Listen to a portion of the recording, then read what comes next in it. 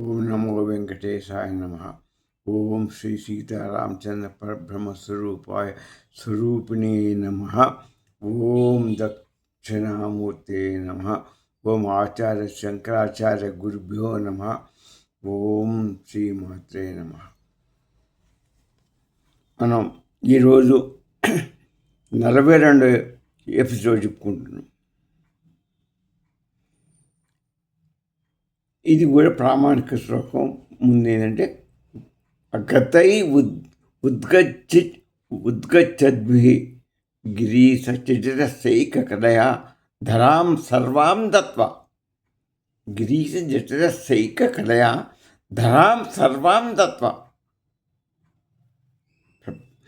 మణి కనక పూర్ణాం క్షణమపి నతే నిష్క్రీతాం కర్తుమపి చ శక్తో భవతి వై. యది బ్రహ్మణోపి స్యాత్ సురపతి వచోభి కుత్తధియా.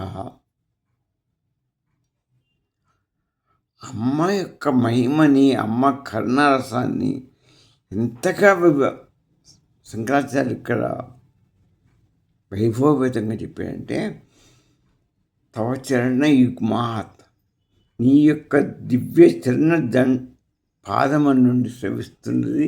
ఇదివరకు చెప్పిన కరుణారసం, అమృతం, దివ్యరసం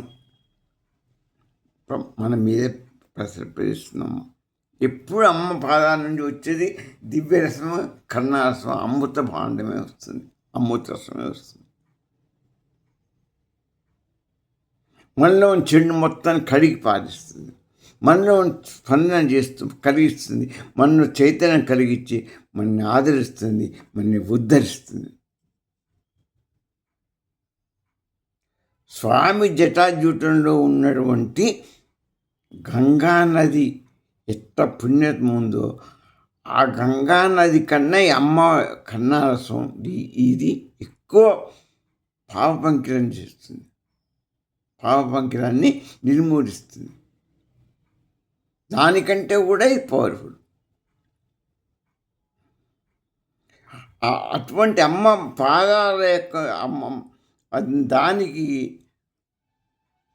మనం ప్రపంచంలో దొరికే మనులు, బంగారము, అన్నీ నీ సర్వ సంపదలు, సర్వ ఐశ్వర్యాలు అమ్మ పాదములు పెట్టిన అమ్మ పాదాల నుంచి వెళ్ళే కరుణారసం ముందు బలాదురు రసం.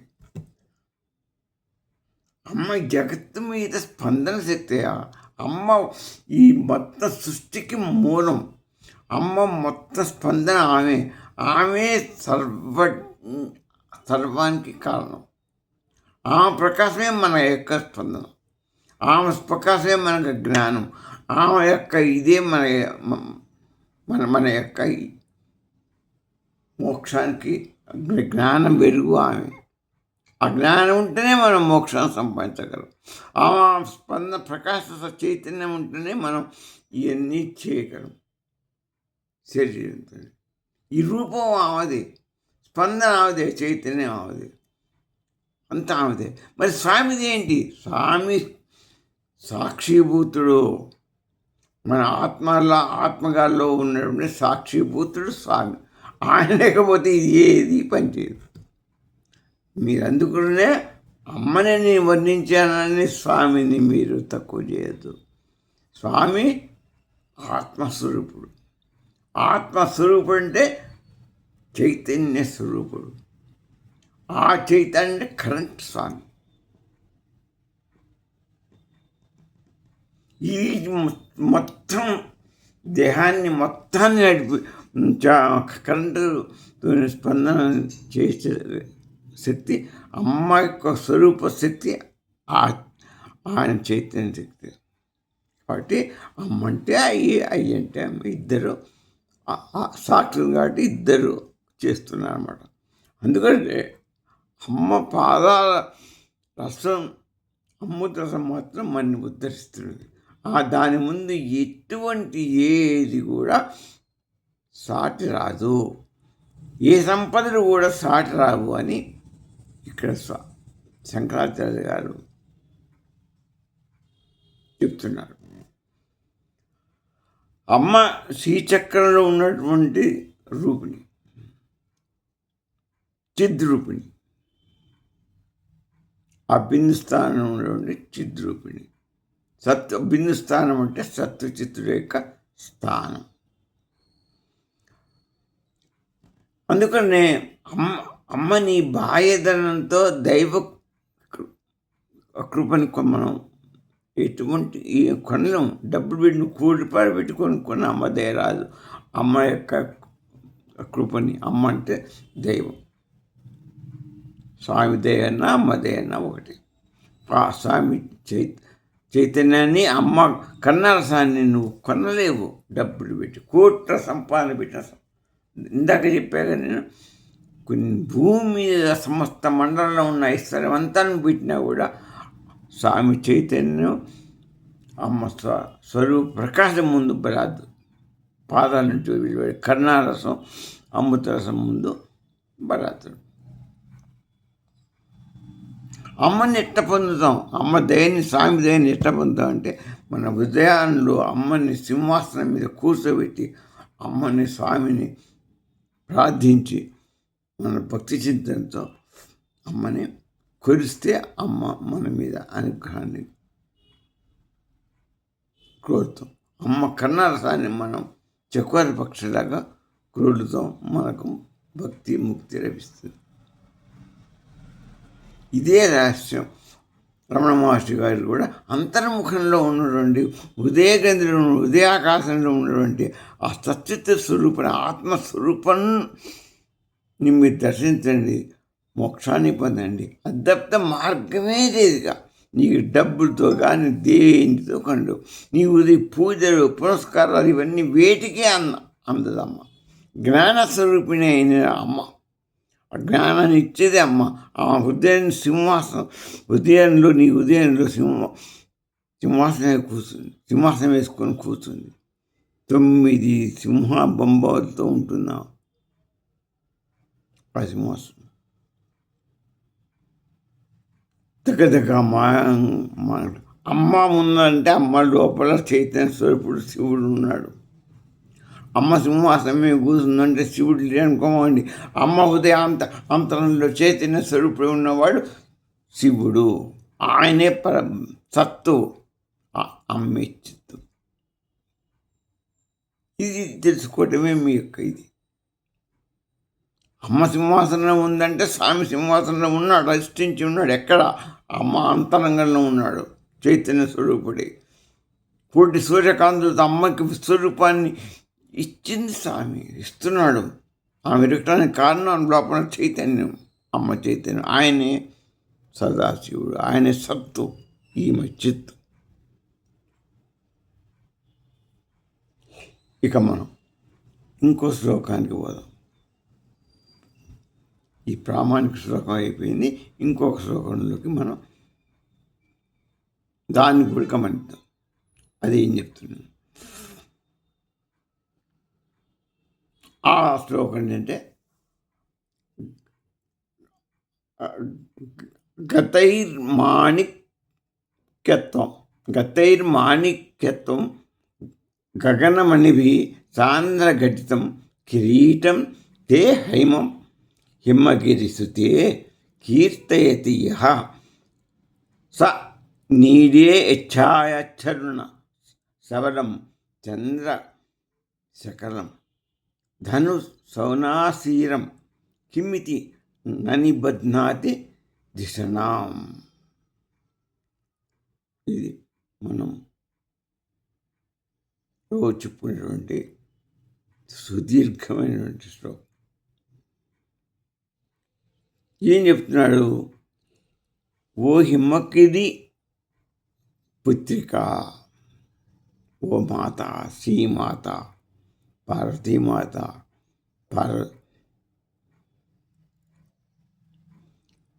దుర్గామాత, రాజేశ్వరీమాత, లక్ష్మీమాత, సరస్వతీమాత, ఏ మాతైనా ఒకటి, సీతామాత. నీ బంగారు కిరీటం ఉందే ఆకాశంలోని అన్ని మణులతో నిండిపోయి ప్రకాశిస్తున్నది. అమ్మ ధరించిన కిరీటం వల్ల సమస్త భూమండలంలో అంతా అన్ని చోట్ల ఆకాశంలో అన్ని మణులు అన్ని యొక్క అన్ని రకాలు ఉన్న మణులు గిన్నెలతోని నిండి ప్రకాశిస్తుంది. అందులో ఉన్న అమ్మ ఆ కిరీటంలో చంద్రకాంతం ఉంటుంది, చంద్రకళ ఉంటుంది. ఆ కాంతి ఇంద్రధనస్సు అర్ధచంద్రకాలంలో ఉంటుంది అమ్మ తలకాయ. అది ఇంద్రధనస్సులే వెలుగుతున్నది, రకరకాల రంగులతో వెలుగుతున్నది, విరాజిల్లుతుంది ఆ చంద్ర వంక. అన్ని రంగులతో ఇంద్రధనస్సులా వెలిగిన కాంతి మాత్రం తెలుపు కాంతి, చంద్రకాంతి మాత్రమే. అదే అన్ని రకాల ఇంద్రధనస్సు వలె వెలుగుతారు, వివిధ రకాల రంగులతోని సప్తవర్ణాలతో వెలుగుతుంది. నీ కిరీటాన్ని ధ్యానించే సాధకుడి యొక్క బుద్ధి ఎందుకు ఆ ఇంద్రుని నీ యొక్క కిరీటాన్ని చూస్తే ఆ ఇంద్రధనస్సు ఎందుకు పనికి వస్తుంది అని భావించడం. ఇంద్రధనస్సు చూస్తాడు, నీ కిరీటాన్ని చూసిన తర్వాత ఆ ఇంద్రధనస్సు ఎందుకు, మిగతా అంతా ఎందుకు అది. నీ కిరీటం అంత గొప్పదమ్మా. నీ కిరీట దర్శనం అయితే మేము పుణ్యాత్మను, ధన్యాత్మను, మేము అమరజీవులం అని ఇక్కడ దీని యొక్క భావం. మనం 41వ శ్లోకంలో ఏం చెప్పుకున్నాం? మూలాధారం గురించి చెప్పుకున్నాం.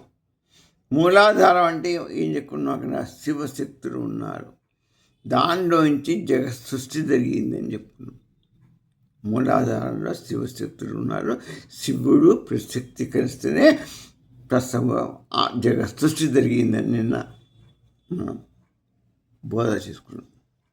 ఇప్పుడు ఇవాళ 42వ శ్లోకంలో ఏం చెప్తున్నాడు? కిరీటం, నిన్న బాటం, ఇవాళ కిరీటం. ఆ కిరీటం అంటే రాజమ్మకుడు, మహారాజ్ఞి అమ్మ. ఆ కిరీటం గురించి ఇవాళ వర్ణన చేశాడు స్వామి.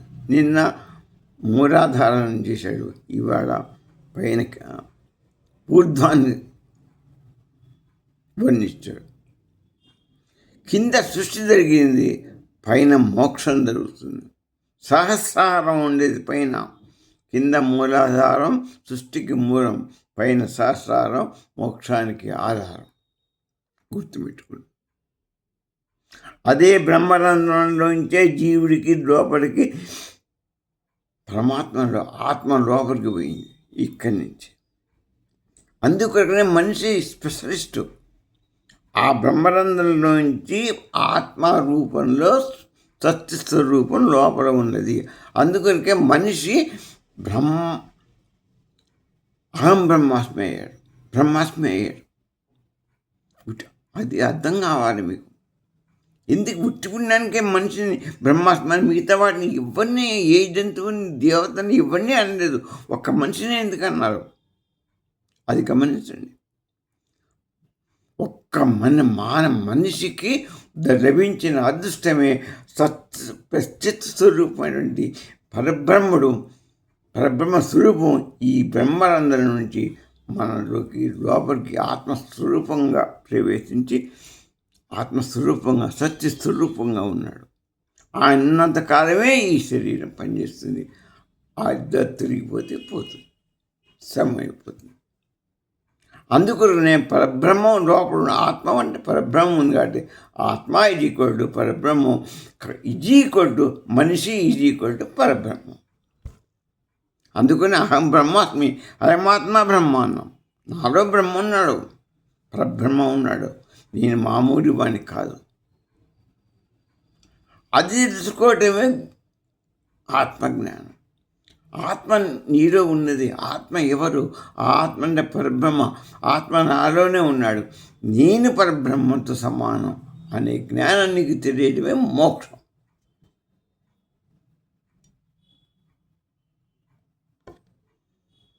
ఇంతకంటే దీనికి ఏం చెప్పాలి? ఎందుకు మనిషి బ్రహ్మమయ్యాడనేది మీకు అర్థమైంది కదా. కాబట్టి అంత అబద్ధం లేదు.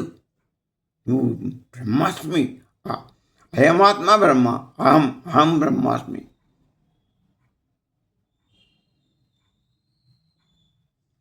అయితే ఇది ఒక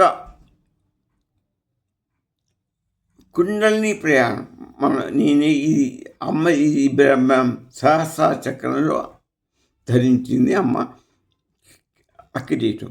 కుండలిని ప్రయాణం ఎక్కడి నుంచి మూలాధారం నుంచి సహస్రారం దగ్గరికి కుండలి కుండలి పోయి ఇక్కడి నుంచి మోక్షాన్ని మనం చిదాకాశంలో ఉన్న పరబ్రహ్మాండంలోకి చేరటమే మోక్షం.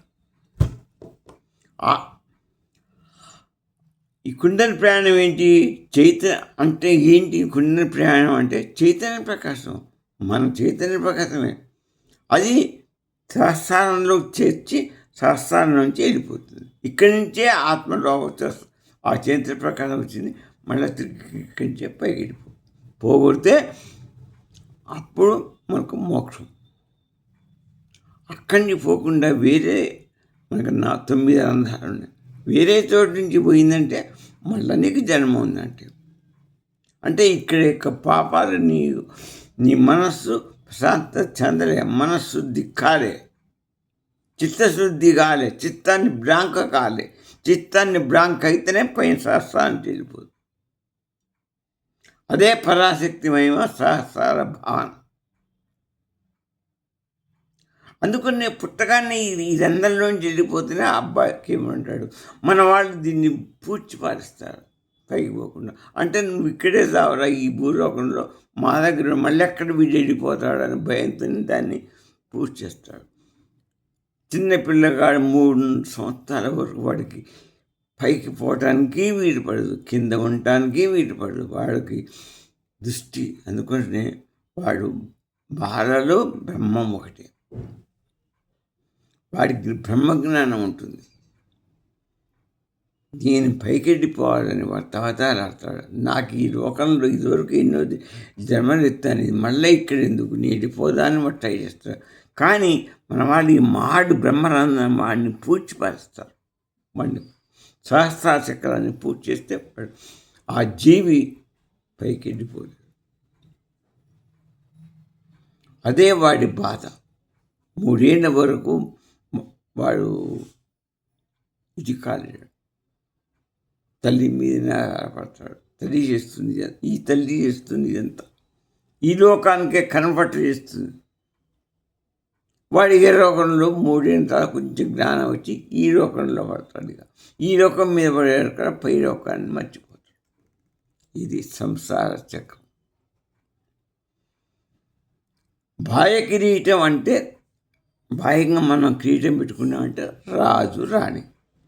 కానీ శ్రీ విద్యా దృష్టిలో కిరీటం అంటే అమ్మ దృష్టిలో పరమాధికారం. ఇక్కడ రాజ్యానికి ఒక రాజ్యానికి దానికి ఇక్కడ రాజ్యాధికారం మామూలు బాహ్య. కానీ పరమార్థ దృష్టిలో పరమార్థంలో ఆ కిరీటం ఎటువంటిదంటే పరమాధికారం.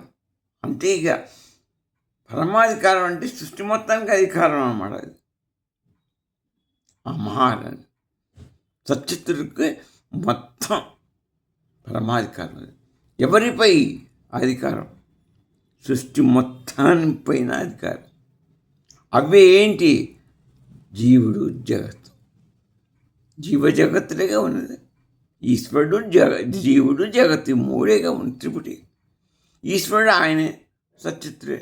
ఇకపోతే జీవుడు జగత్తుల మీదనే పూర్తి ఆ కిరీట అమ్మ యొక్క అధికారం. జీవుడు వరకు వచ్చేవాడు జీవుడి మీద ఉంది. జీవుడు అంటే ఏముంది వాడి దగ్గర? జీవుడి మీద అధికారం చేయడానికి ఏముందంటే వాడి ఇంద్రియాలు, వాడి మనస్సు, వాడి బుద్ధి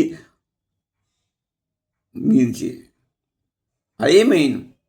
మనసు బుద్ధి వల్లనే మొత్తం వాడు సంకల్పాలు చేస్తూ అన్ని కృత్యాలు చేస్తుంటాడు, ప్రకృతిని ఇస్తుంటాడు. దాని మీద అధికారం అమ్మది, సచిత్తుది. అది ప్రకృతి ఉన్నదేంటి? ప్రకృతిగా జీవుడు పోయిందా ప్రకృతి. ప్రకృతి అంటే ఏంటి? నామరూపాలు, చెట్లు చేమలు అన్నీ నామరూపాలు, అన్నీ పురుగులు అన్ని సమస్త జీవులు అవన్నీ పైన ఆ నామరూపాల పైన, ప్రకృతి పైన, జగత్తు పైన అధికారం అమ్మది. దేవి పరాశక్తికి అని ఈ జీవుడి మీద, ఈ జీవుడి మీద, దాని మీద అధిష్టానశక్తి అమ్మే. అందువల్లనే ఈ అమ్మ ధారిణిగా మారింది. ఈ కిరీటం ధరించింది. చైతన్యానికి అది అమ్మ చైతన్యానికి పరమ ఆధిపత్య ప్రతీక ఆ కిరీటం. పరమాధిపత్యం. ఆమె కంటే సుప్రీం ఎవరు లేరు. దేనికి? ఈ సృష్టి జగత్తులన్నిటికీ ఆమె సుప్రీం లీడర్. ఎందుకని? ఆమె చైతన్యం వల్లనే ఆమె సృష్టిస్తూనే వచ్చింది. ఆమె పెత్తంగా ఇంక ఈ ఇంట్లో మొత్తం పెద్ద కావాలి ఇంక పడతాయా? అది మనం తెలుసుకోలేకపోతున్నాం. నువ్వు చేస్తున్నావని నువ్వు అనుకుంటున్నావు, జగత్తు చేస్తుంది అనుకుంటున్నావు. ఈ జగత్తు జీవులే మిథ్య, ఇదేమి చేసలేదా? అంతా ఆమె స్వరూపమే, ఆమె చేస్తుంది, ఆమె నడిపిస్తుంది, ఆమెదే అధికారం, అంతా ఆమెదే. కాకపోతే నిన్ను వాడుకుంటున్నది అమ్మ. నీకు రూపాన్ని ఇచ్చింది, నీ ద్వారా చేస్తుంది. జగత్తు రూపాన్ని ఇచ్చింది, జగత్తు ద్వారా అనుభవిస్తుంది. ఇది తెలుసుకోవాల్సిందంతే. గగనమణి, ఆకాశ రహస్యం. అదేంటి? ఈ శ్లోకంలో ఇందా చెప్పాం, ఆకాశంలో ఉన్న మనులు కూడా అమ్మ ధరించింది అన్న. ఆ గగనమణుడు అంటే ఆకాశం అనంతమైనది, అంతే కదా. అది ఇండిఫినెట్, పూర్ణం. అది శూన్యంలో వచ్చింది. అది దానికి అనంతం, అది దానికి లేదు. ఇలా ఉంటుంది అది, ఇట్లా పూర్ణం. నువ్వు ఇట్లా ఉంటుంది, ఎటు పోయినా ఇట్లా భూమికే కలిసిపోయి ఉంటుంది పూర్ణంగా. అంతా అది సర్వవ్యాపకం. ఆకాశం అనేది సర్వవ్యాపకం, అనంతం. ఆకాశంలో ఉండేవాళ్ళు ఎవరు? సూర్యుడు, చంద్రుడు, నక్షత్రాలు, గ్రహాలు, ఇవన్నీ మిణుకుతుంది. అవన్నీ అమ్మ కిరీటంలో ఉన్నాయి, ఉండిమిస్తుంది. ఇక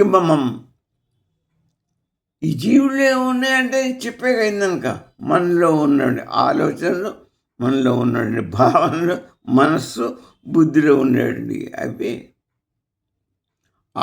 మన యొక్క అనుభవాలు. అవి మనసు కల్పించిన అనుభవాలు, బుద్ధి చేస్తారు. ఇవే మన జ్ఞాపకాలు, మన యొక్క అంతరంగంలో ఉంది. ఇవి కూడా అమ్మ చక్రంలో ప్రకాశిస్తాయి. ఇవి కూడా అంటే మన దగ్గర ఇవే ఉన్నాడు, ఇవి కూడా అందులోనే. ఇవన్నీ సమస్తం ఆ యొక్క కిరీటంలోనే ఉన్నాయి. అదే సాక్షి చైతన్యం. ఆ వెలుగే కిరీటం.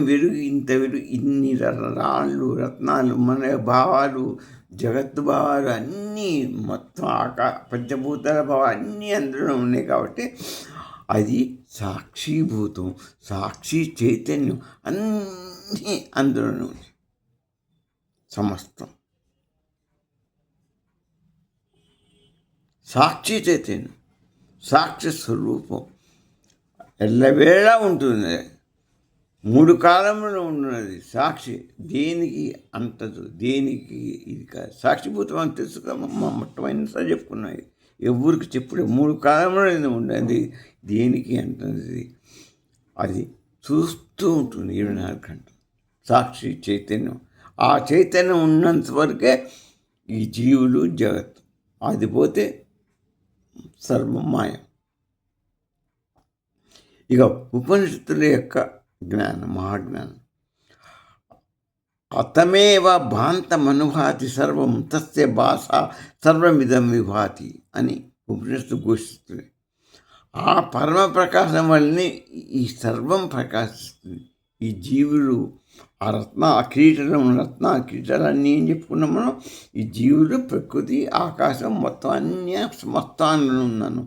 అంత ప్రకాశిస్తుంటే అమ్మ ప్రకాశమే, చైతన్యమే. ఆ అమ్మ దేవి కిరీటంలోని వెలుగు కేవలం ఉట్టి బాహ్యకాంతి కాదు.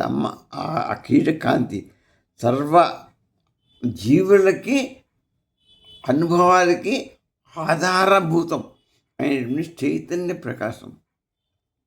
ఆ ప్రకాశం లేనిది మనకి చైతన్య, ఆ ప్రకాశం లేకపోతే మనకు జ్ఞానం లేదు, మనం ఏ పని చేయలేం, మనకు అసలు ఏం తెలియదు. అమ్మ ప్రకాశం ఉంటేనే వెలుగు, వెలుగు ఉంటేనే జ్ఞానం, అవిద్య పోతుంది, అవిద్య పోతేనే జ్ఞానం, జ్ఞానం ఉంటేనే మనం ఏ పని చేయగలుగుతారు. అందుకని ఆమె చైతన్య ప్రకాశం, ఆ కిరీటం చైతన్య ప్రకాశం. ఆ ప్రకాశం లేకపోతే అంతా అయోమయం, గందరగోళం, చీకటి. చీకటి నీకు ఏం తెలియదు, మొత్తం కళ్ళు గుడ్డివాడి, ఏం చేస్తాను నువ్వు?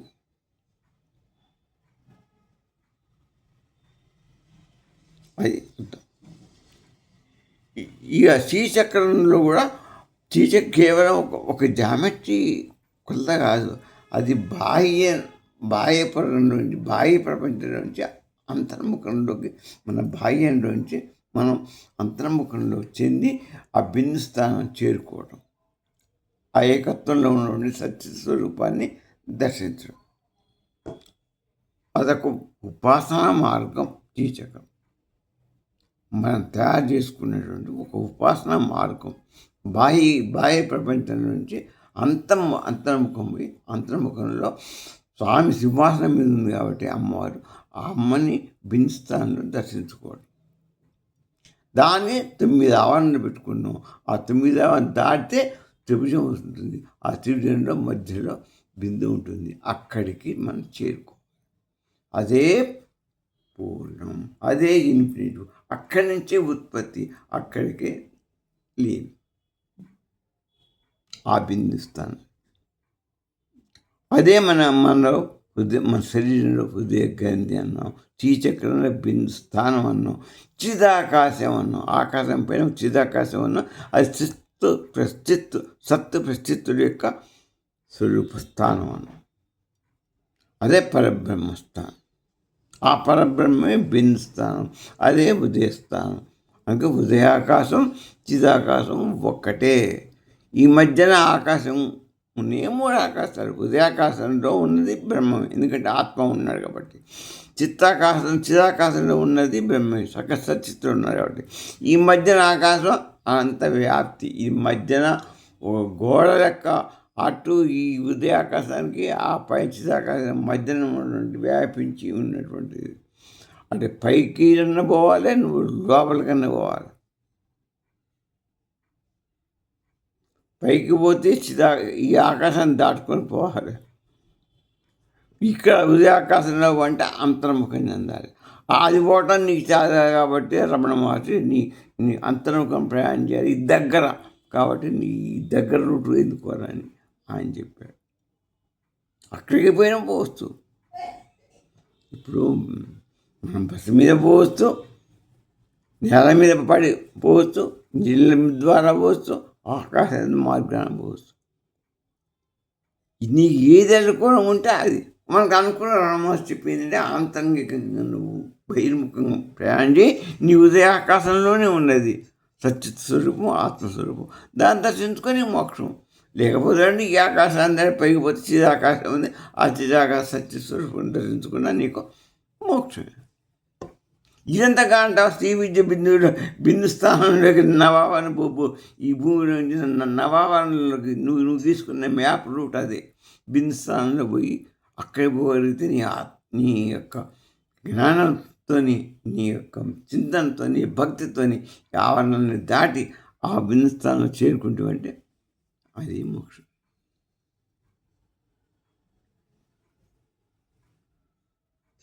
ఇది అర్థమైంది కదా. ఈ శ్రీచక్రం అంటే బిందువే. సహస్రార భావన కూడా చైతన్య ప్రకాశమే. సహస్రారం అయితే ఒకటి, సహస్రారం ఆత్మ కాదు. ఈ సహస్రారం ఆత్మ కాదు. ఆత్మ అన్ని చక్రాలకు, అన్ని అనుభవాలకు సాక్షి. ఆత్మ ఎప్పుడే సాక్షి. ఆత్మ నీలోనే ఉంటుంది, ఇక్కడ ఉండదు. ఉదయాకాశంలో ఉంటుంది ఆత్మ. అందుకో సహస్రారం కాదని చెప్పాను నేను. అది తెలుసుకోండి. సహస్రంలో ఆత్మ మోక్షం ఎక్కించిపోతే మోక్షం వస్తుంది కాబట్టి ఇదే మోక్షం అంటే కాదు. సహస్ర చక్రం అంతే, కానీ ఇక్కడి నుంచి తోవది. ఇక్కడి నుంచి ఆకాశంలో పైకి వెళ్ళిపోతుంది, చిదాకాశంలో పోయే తోవది. దీన్ని దాటుకొని పోగలితే నువ్వు చిదాకాశంలోకి వెళ్ళిపోతావు. ఇవన్నీ చక్రాలు దాటుకొని సహస్ర చక్రం నుంచి పైకి చిదాకాశంలో స్టేట్కి వెళ్ళిపోతావు. అట్టపోయినా మోక్షమే. నువ్వు అంతర్గతంలో ఉదయాకాశంలో ఉన్న ఆత్మని దర్శించుకుంటున్నావు. బహిర్ముఖంలో ఇది అంతర్ముఖంలో ఉన్న ఉదయాకాశంలో ఉన్న ఆత్మను దర్శించుకుంటే సచిత్తులే వాళ్ళు కూడా సచిత్తులే కాబట్టి అక్కడ మోక్షం. శ్రీ విద్యనే బిందుచక్రం మోక్షం.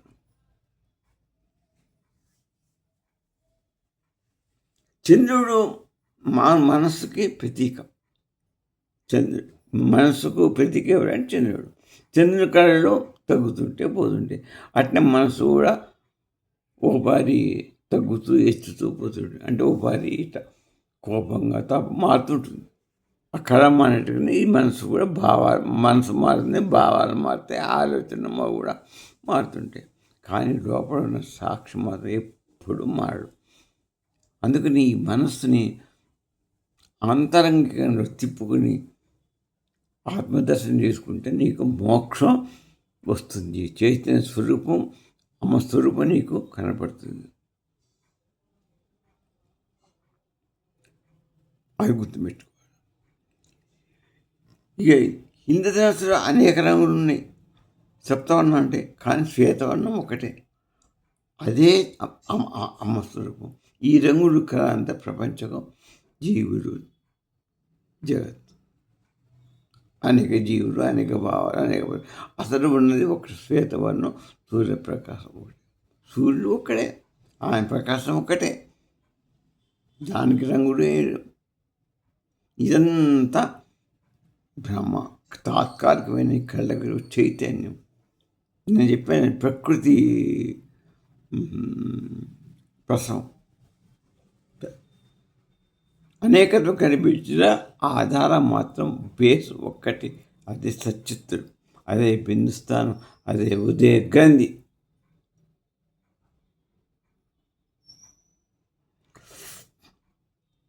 ఇదే భాస్కర్ రాయ గారు చెప్పారు. శంకరుడు చెప్పింది కూడా అదే. మంత్రం శబ్దంలోంచి, ఆకాశం నుంచి వచ్చిందే శబ్దంలోంచి మంత్రం, మంత్రంలోంచి తత్వం, తత్వంలోంచి దేవత, ఆ దేవతా స్వరూపమే చైతన్య స్వరూపం, అమ్మవారి స్వరూపం.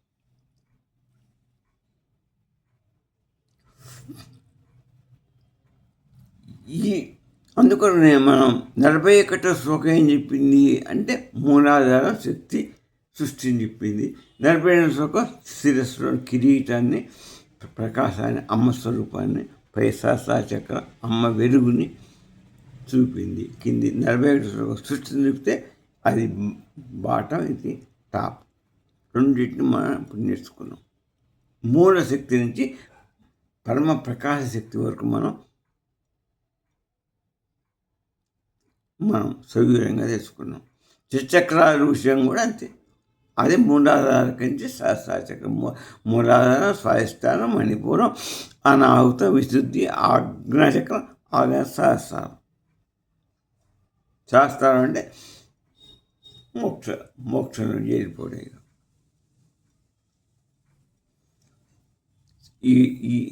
ఈ శ్లోకం ఇంత సమాప్తం. స్వస్తి.